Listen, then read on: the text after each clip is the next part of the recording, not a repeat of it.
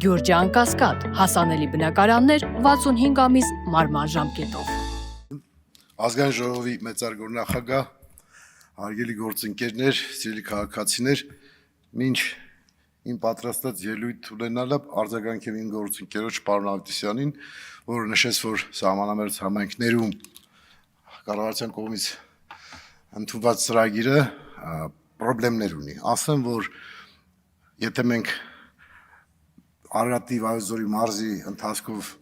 դեպի Սյունիք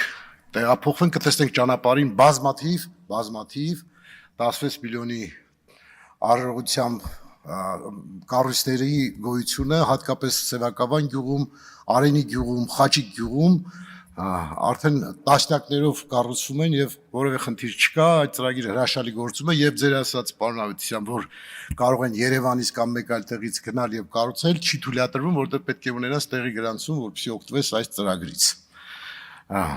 Հիմա ասենք այն տնտեսվարողներին, որոնք դիմել են ինձ հետեւյալ հարցով էլեկտրոմոբիլների ներմուծման շուրջ ստեղծած իրավիճակի վերաբերյալ կարդում նամակից մի հատված, մենք մի խումբ տնտեսվարողներ մեր խորին մտահոգություն ենք արտահայտում էլեկտրոմոբիլների ներմուծման ոլորտում օրենսդրության եւ ընդունված որոշումների վերաբերյալ, որոնք խաթարում են արդար մրցակցությունը եւ ստեղծում անհավասար պայմաններ տնտեսվարողների համար։ Այսպես 2024 թվականի նոյեմբերի սկզբին Պետական եկամուտների կոմիտեի պաշտոնական հայտարարության համաձայն 2025 թվականի հունվարի 1-ից նախատեսվում էր 0% մաքսատուրքով մաքսազերծման քվոտա տրամադրել 8000 էլեկտրոմոբիլի համար, ինչը չէր վերաբերվելու 2023 թվականից առաջ արտադրված մեքենաներին։ Սակայն այս հայտարարությունը չեղարկվեց 2024 թվականի նոյեմբերի 28-ին կառավարության 1876-N որոշմամբ, ըստ որի քվոտան տարածվեց բոլոր էլեկտրոմոբիլների վրա, անկախ արտադրության տարեթվից։ Միևնույն ժամանակ 8000 քվոտայից 3000 հատը հատկացվեց բացառապես